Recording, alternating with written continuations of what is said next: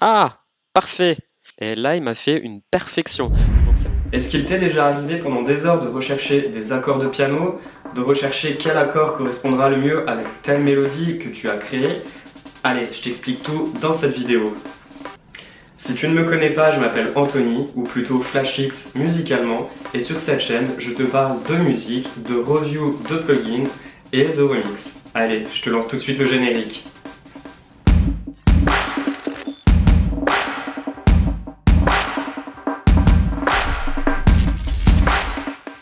Il y a quelques mois, j'ai fait une review sur le plugin Scaler de Plugin Boutique que tu peux retrouver ici ou ici.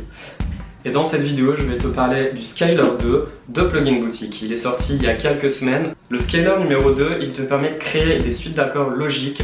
Il te permettra de pouvoir trouver le bon accord qui correspondra à la mélodie que tu as écrite, ou aux voix ou aux samples que tu peux emporter dans ce plugin. Allez, tout de suite, on se fait le review. Alors le Scaler 2, tu as la possibilité de l'utiliser en tant qu'instrument logiciel ou en tant qu'effet MIDI. Moi, je vais commencer par te le montrer et te le présenter en tant qu'instrument logiciel. Dès que tu vas commencer par ouvrir le Scaler 2 en tant qu'instrument logiciel, tu as l'interface. Sur cette interface, tu as la première partie. Alors la partie ici te permettra de pouvoir voir si c'est du MIDI ou si c'est de l'audio. Donc là, on va l'utiliser en tant que MIDI puisque c'est un instrument logiciel. Ensuite, tu as le Perform. C'est juste un bouton à activer. En fait, une fois qu'il clignote en bleu, c'est qu'il est fonctionnel.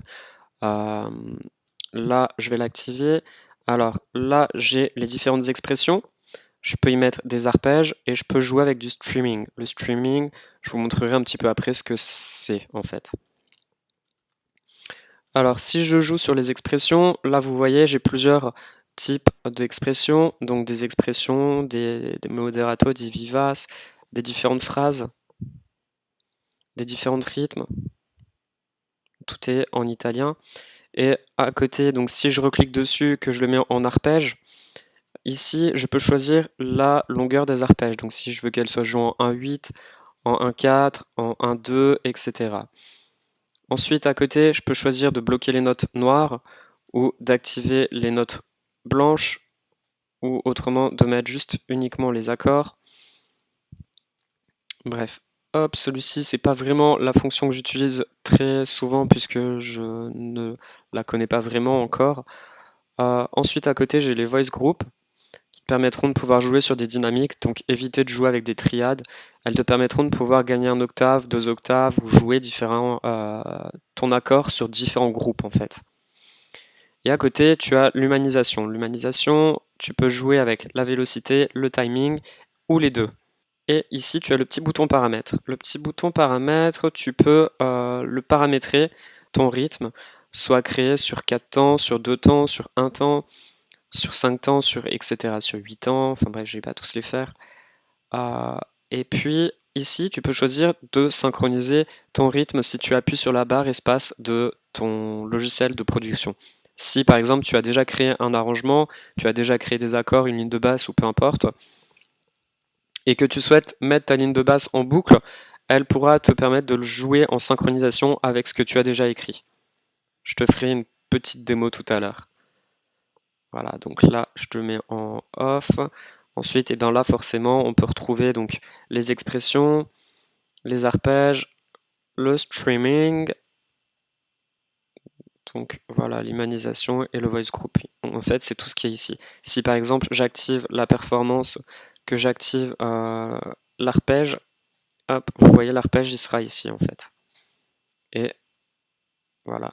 Il n'y a pas possibilité de pouvoir mettre les deux ensemble par contre.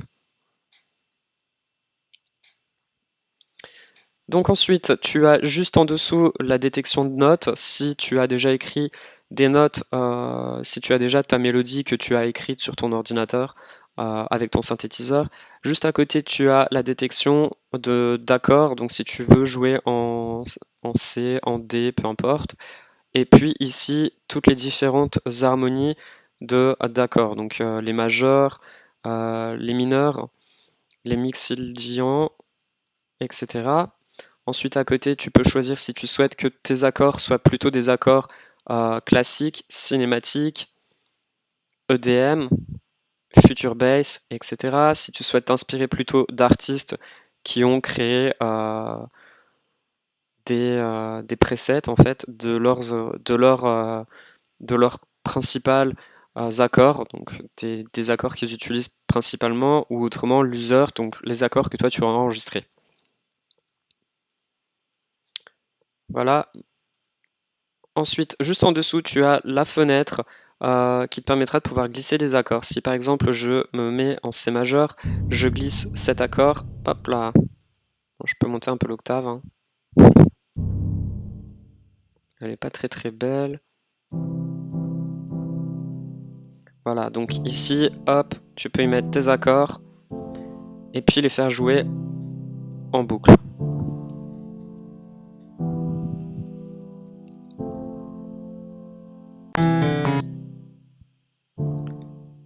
Hop. Alors, si j'appuie ici, tu as les petits boutons, donc le numéro A. Donc le numéro A, généralement, elle correspondra plus à si tu choisis de jouer des accords, par exemple de pop. Si tu choisis une séquence d'accords de pop, si tu appuies sur le bouton A, tu vois que toutes les parties ici sont grisées. Ce sont les parties que moi, j'ai aussi sur mon synthé.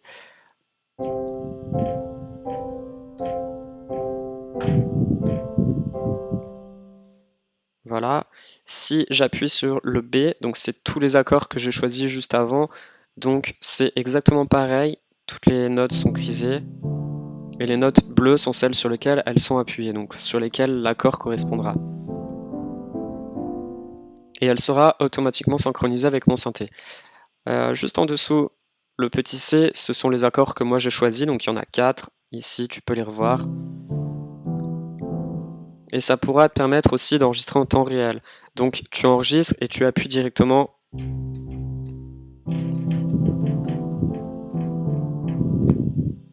Voilà. Ensuite, tu peux choisir ici donc tes différents instruments. Donc, tu as différents synthés, tu peux choisir aussi des célestiales.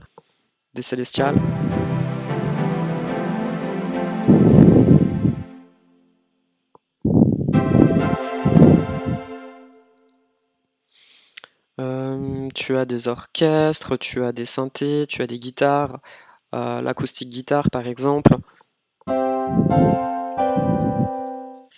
Et alors quand c'est comme ça, moi ce que je te propose c'est de mettre directement sur une humanisation et de jouer sur la performance avec le streaming. Il va te le mettre en slower.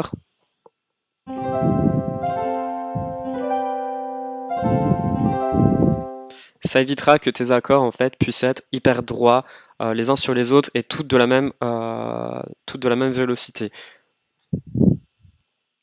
Donc je redésactive tout ça. Et tu peux même avoir donc des strings, donc des violons.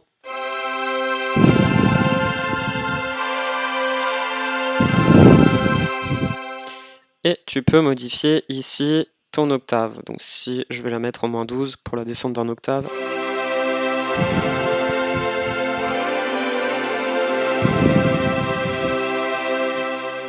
Je trouve ça super cool.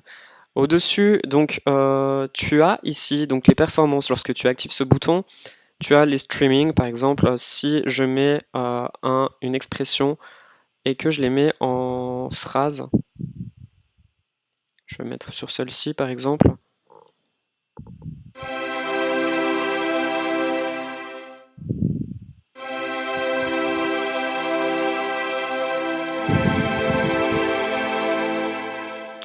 Alors je vais plutôt jouer sur un grand piano.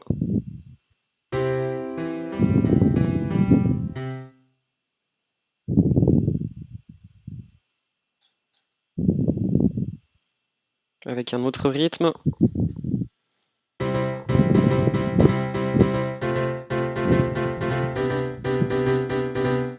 Alors tu vois ce petit bouton blanc qui est juste ici, c'est là où moi j'appuie sur mon synthétiseur. Donc lorsque je garde le doigt appuyé, il est blanc.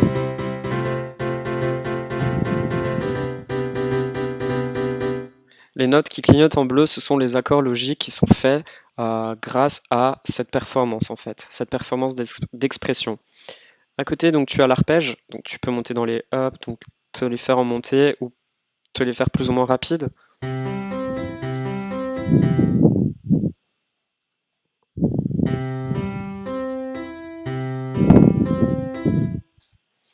Voilà, donc après, c'est vraiment à toi de choisir ce qui t'intéresse, ce que tu as envie d'avoir comme type de son. Et le streaming, je trouve ça super cool. C'est pour éviter que ton accord soit carré, comme je te l'ai dit précédemment. Voilà. Et tu peux choisir de le mettre en plus rapide, en médium, en random.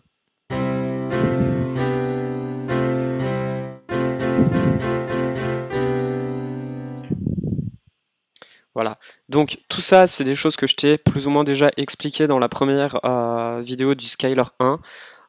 Maintenant, ce qu'il y a de nouveau dans celui-ci, c'est que tout ce qu'on avait dans le précédent,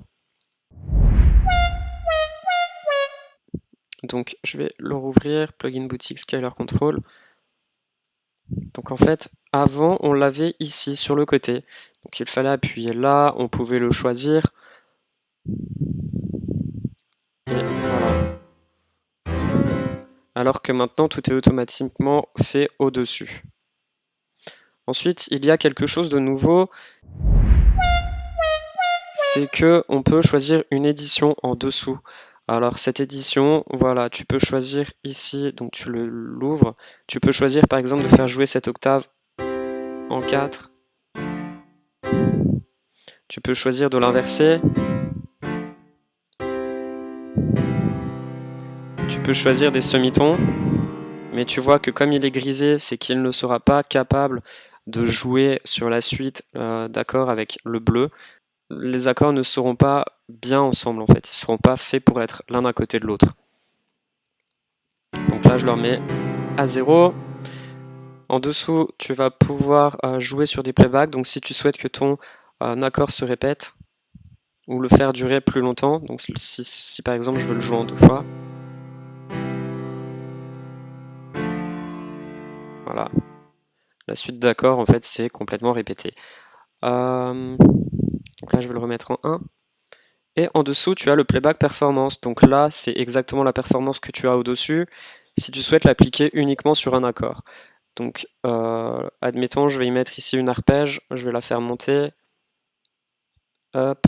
Ici, je vais y appliquer aussi une arpège que je vais faire descendre. Et là, je vais y mettre une expression, on va dire que je vais mettre une phrase, celle-ci, en x1. Et maintenant, on peut écouter ce que ça va donner.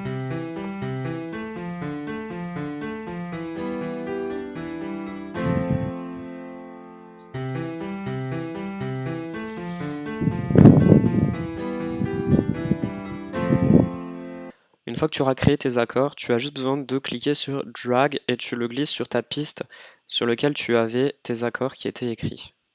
Alors ici,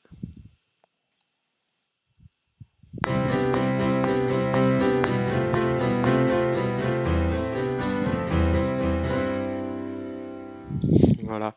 Donc tes accords sont super, ils sont déjà écrits, ta ligne d'édition, elle est déjà faite. Alors, faut surtout pas oublier, c'est de décocher tout.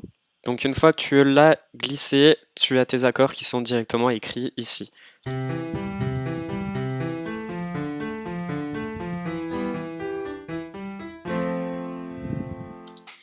Voilà, donc c'est ta séquence que tu as écrite dans le scaler numéro 2 en mode édition.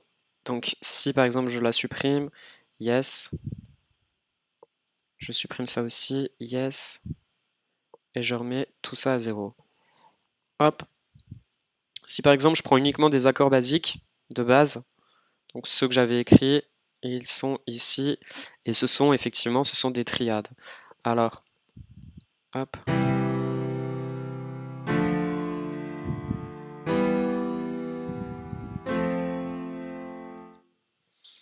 Donc tu peux voir, j'ai pas les notes qui sont toutes à la même vélocité. C'est parce que j'avais dû faire une performance. Donc il faut que je coupe la performance. Et maintenant, si je la supprime, que je la reglisse, drag, normalement, ils vont tous être de la même vélocité. Voilà, donc par défaut, il me la met à 82. Donc on peut la mettre à fond.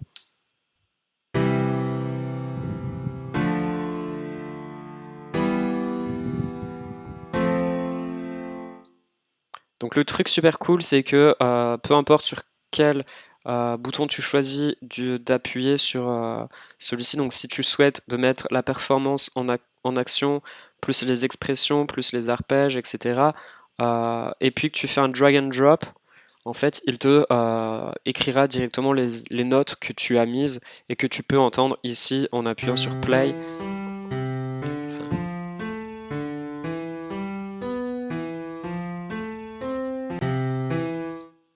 Voilà. Donc ensuite, eh ben, tu peux t'amuser à changer par exemple d'instrument.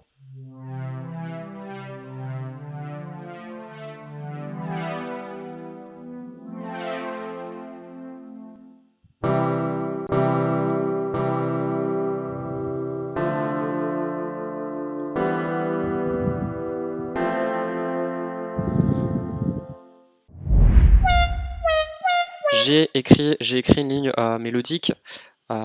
Tu peux y voir donc mes notes ici. Donc je vais l'appliquer en effet MIDI, le scaler 2, et je vais tout simplement cliquer sur enregistrer. Alors je vérifie bien que tout est au début, et voilà.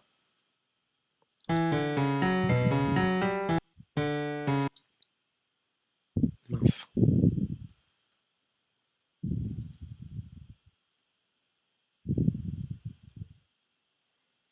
Et je clique sur enregistrer.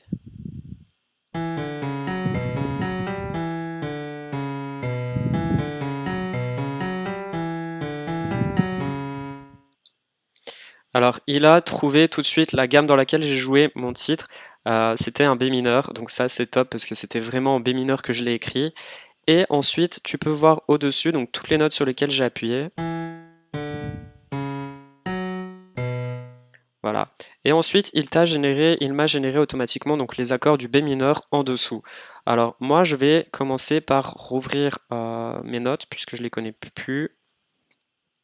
Et donc, je vais écrire les accords. Donc, j'appuie dessus, je vois que c'est écrit en dessous. Alors, je vois que c'est écrit E. Donc, je vais choisir l'accord du E. Ensuite, ici, B. Alors, je vais mettre un B. Ensuite, ici, E. Alors, je vais mettre un E. Ici, E. C dièse. Donc, j'ai écrit un C dièse. Il est où? Il est ici. Là, c'est encore un E. Ici, c'est un B. Il est là. Ici, c'est un E. Et pour terminer, un G2. Voilà. Donc, si je fais lecture sur celle-ci,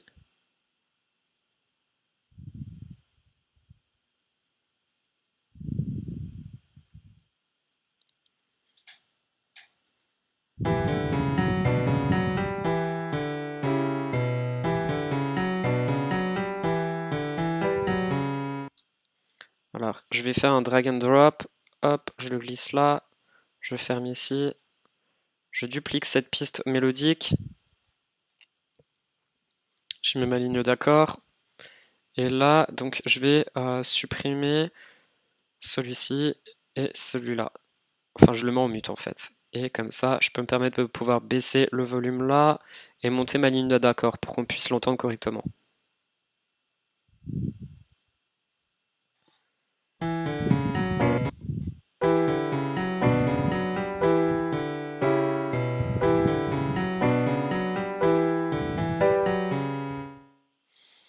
Et voilà, tu as pu entendre donc la mélodie a trouvé tout de suite ses accords. Si je zoome dessus, en fait, vraiment tout est parfait.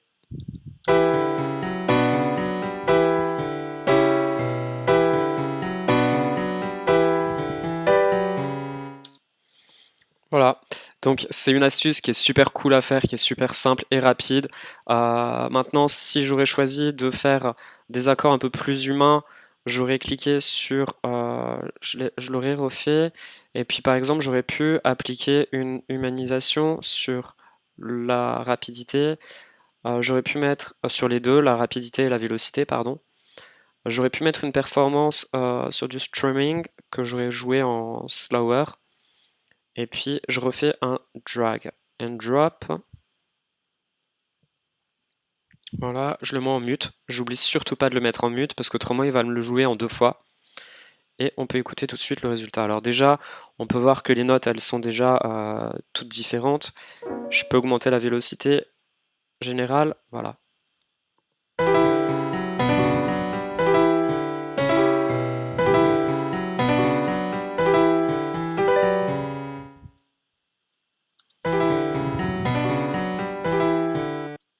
Bon là en l'occurrence il y a peut-être un petit peu trop de streaming.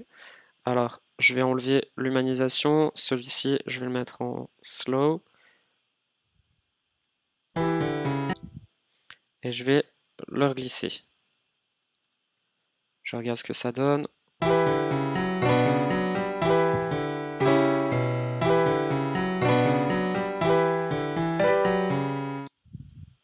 Et là, c'est super top. Mes accords, ils collent parfaitement à ma mélodie. Ensuite, on peut...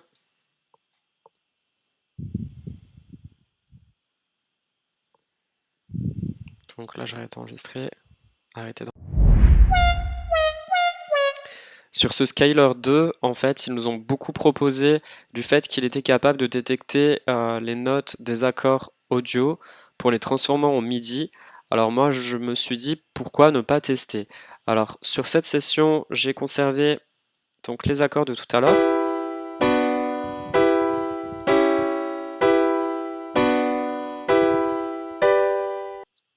Je les ai exportés pour les avoir en fameux, donc en Wave. Et je les ai directement, donc j'ai créé une piste d'instruments audio. Je me suis dit si... alors le but en fait est de tester, de savoir si les accords sont bons. Les accords que moi j'ai écrits en MIDI, savoir si lui il est capable de pouvoir redétecter ces accords en... Non. En fait, le but, c'est de reprendre les accords que j'ai écrits en MIDI, qu'il m'a détectés, et de les retransformer. Donc là, je suis passé du MIDI au Wave pour pouvoir les repasser du Wave et les retransformer en MIDI et savoir si sa détection, il arrive à la retrouver exactement que ce qu'il a fait juste avant. Je sais pas trop si vous m'avez suivi, en tout cas, c'était... Bon, on repasse, en fait, on passe du MIDI pour descendre au Wave pour retourner sur du MIDI. Voilà. Donc, j'ai créé une piste audio et dans cette piste audio, ce que je vais faire, c'est je vais ouvrir le Scaler Audio 2. Donc je le rouvre.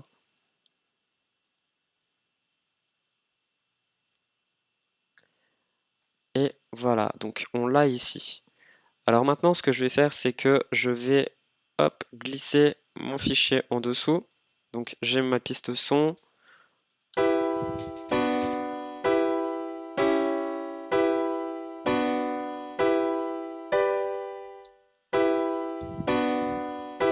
Voilà. Alors là, j'ai ma piste son. Euh, sur cette piste audio, j'y ai mis cet effet Scaler 2. Donc je l'ai appliqué comme un effet. Et donc, je le prends. Alors ici, on a justement la vélocité à laquelle il pourra détecter les notes. Ce que je vais faire, donc alors, on peut pas le reglisser automatiquement d'ici à dedans. Voilà, c'est pas possible. Donc, on va le laisser dedans. On le met en enregistrement. Et moi, je le prends, donc le fichier, que je glisse directement dedans. Alors, yes. Alors par défaut, je ne sais pas du tout pourquoi il m'a détecté une note. On va la supprimer puisque j'ai pas fait play, je ne l'ai pas détecté. Et il faut jouer avec cette détection. Alors si je le mets à fond et que je fais lecture sur les deux. Donc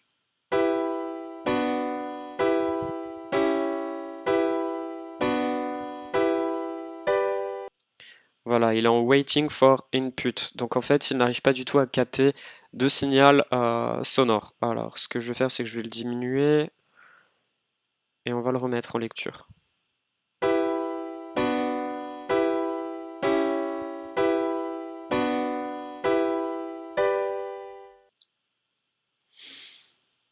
Bon, je Je sais pas trop. Je crois que c'était pas très très bon. On va le réimporter. Donc on va le refaire.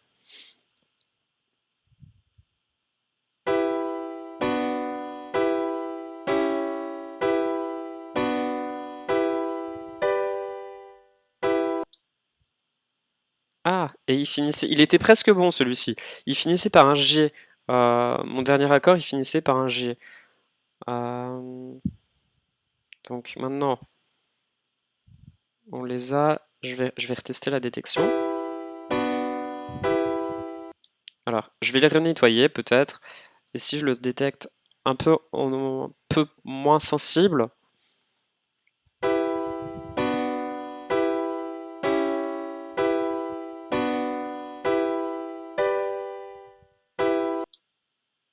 ah, il m'a pas détecté le G.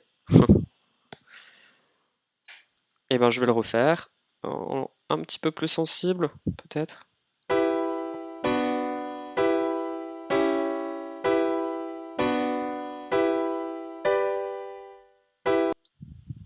Non plus. Alors, qu'est-ce qu'il y a qui ne va pas? Donc si je réefface tout ça, que je les reprends, que je remets en détection un petit peu plus forte peut-être.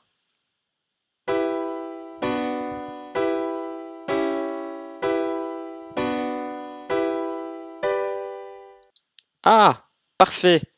Et en fait, vous voyez toutes ces notes qui sont affichées ici, ce sont les notes que j'avais écrites là,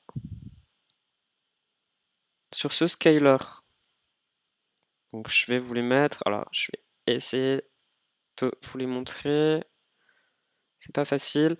Alors, le E mineur, le E mineur, le B mineur, le E mineur, le E mineur, le C dièse dim, C dièse dim, le E mineur, le B mineur, le E mineur et le G maj.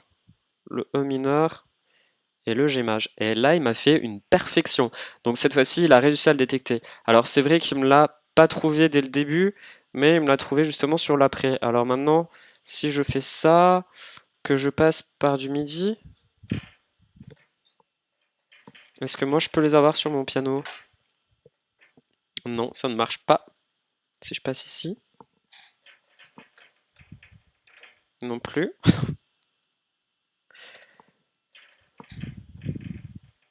Détection MIDI off, alors non plus.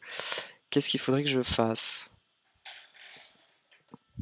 En fait, je souhaite avoir ces sons-là. Ah, c'est peut-être parce que je suis pas sur le bon.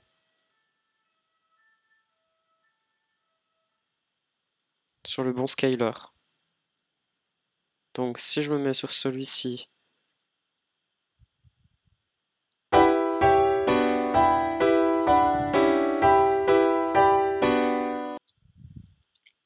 c'est ça.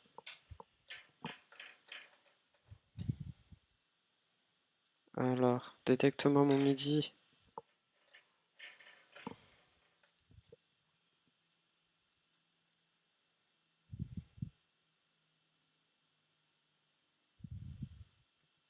Donc forcément, comme là je suis sur une piste audio, normalement il est censé capturer que les sons qu'il entend, donc que les pistes audio. Donc tout ce qui sort de mon micro, tout ce qui sort d'un peu partout. Donc forcément c'est peut-être pour ça qu'il n'arrive pas du tout à capturer le MIDI. Je suis pas encore l'expert sur ce sujet, sur cette technique-là. Normalement, donc là il est sélectionné, donc ça ne marche pas. J'ai mis l'audio en off, le MIDI. Ici, je le mets en MIDI. Et si je mets play,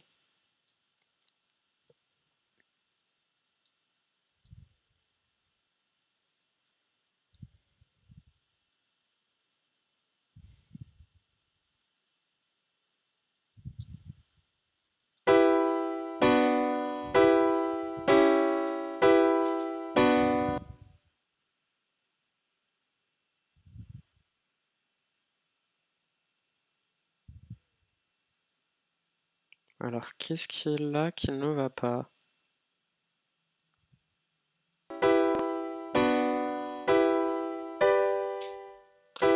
Donc de toute façon, voilà, toutes ces notes, voilà. Ces notes, je les prends, je les glisse ici. Voilà, et c'est peut-être celui-là en fait.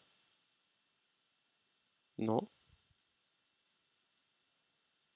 Il me l'a détecté pourtant juste avant. Hey.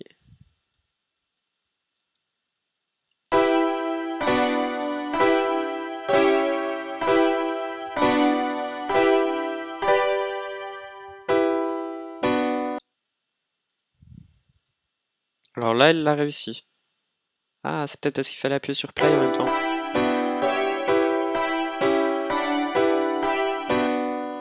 Alors, là, vous pouvez peut-être entendre, c'est complètement déstructuré, enfin c'est pas bon du tout. Ce qu'il faut que je fasse, c'est que j'aille ici et que je clique sur Do Sync.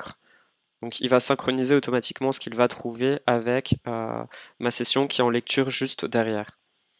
Donc c'est peut-être ça en fait le problème.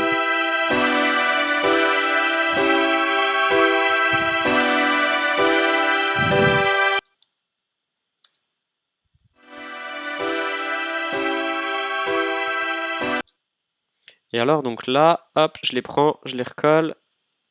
Alors ici on peut rajouter justement un autre pattern de notes. Clac. Mais bon, pour le moment j'en ai pas besoin, c'est pas mon utilité. Lorsque l'on a nos notes, ah bon, je vais reprendre les accords de celle-ci. Alors je refais une détection.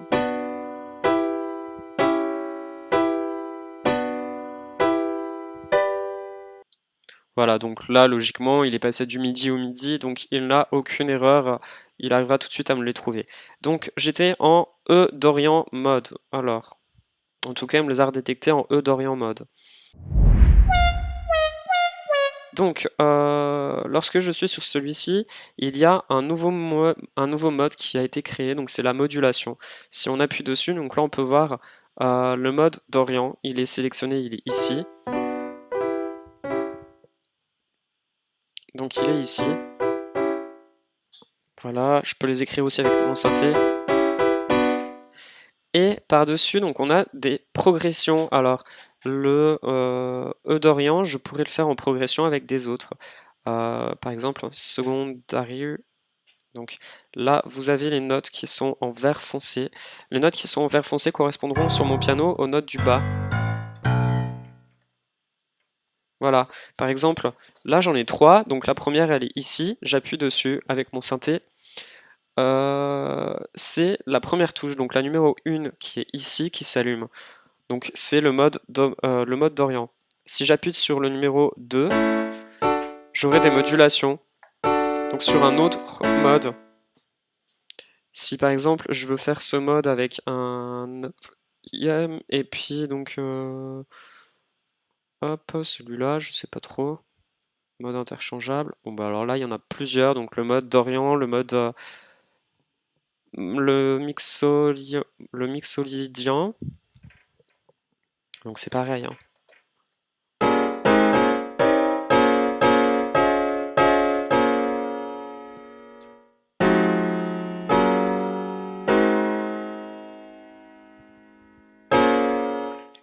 Donc en fait, il me retrouvera toutes les notes du E mineur qui seront capables de pouvoir matcher avec le E d'Orient. Donc là, il est en bleu. Tous ceux-là sont en gris, donc ils pourront pas coller sur la suite d'accords.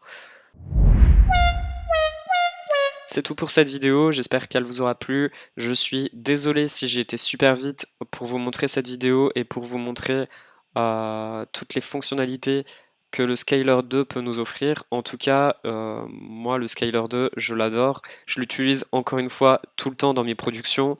Et d'ailleurs, je vous encourage, vous qui débutez, de débuter justement avec un Scaler Control qui vous permettra de pouvoir trouver des accords très facilement et sans rien comprendre dans la progression d'accords. N'hésitez pas en tout cas à me lâcher un pouce bleu et puis à vous abonner sur cette chaîne. J'y mets une vidéo par semaine quand j'ai le temps. En tout cas, je vous dis à la semaine prochaine. C'était Anto. Salut!